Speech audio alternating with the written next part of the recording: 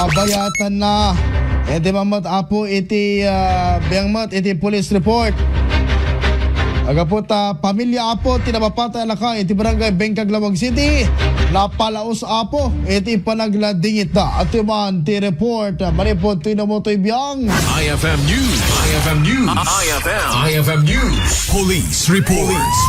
Hustisya tikis iti pamilya tinapaltubaltugan na lakay iti barangay 47 Bengkag Lawag City nga agpapan kanagitoy ket manarima ang pailaang ti panakasara kanagiti ng papatay ken kuana kuna ti ikit ti biktima asa anin ang nagpabigbigpay ket mas daawan da akastoy tinapasama kini alias Boy imbatad na nga awan ta muda akan nakariniri na wenno anyaman nga isyo apakainaigan na may naig iti daytoy iti panagturong tayo iti mismo apagtayngan iti biktima ket ditoy nga inistorya iti ikit da iti naimatangan na iti dayta akan ito. Sa akin ti unag ta tsanggik sir ta madaba kag digdigos iding ada kami nagbasbaser iso nga nagtawe laklat nga rimwar ta napangkulinakon di ay agbasbaser itatan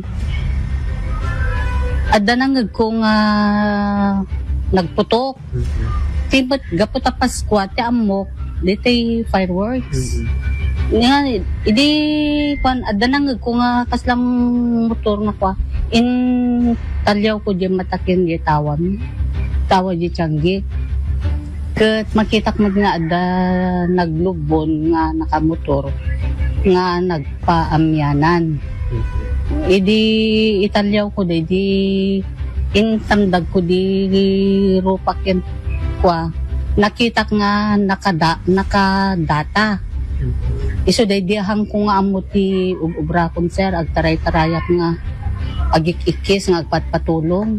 Kabayatan na impeksa natin sa kitinakem na kadagiti ng aramid iti kasto iti kaanakan na ket daw-dawot na asumuko kuman dagitoy. Apo Diyos ton ti makaamot no isunto ti mangsingiren at kung kunami nga rod uray man kumanatay nuhan nakasgati nakapasamakan na. Para iti IFM News, Idol Lawrence Martinez tatak Aremen.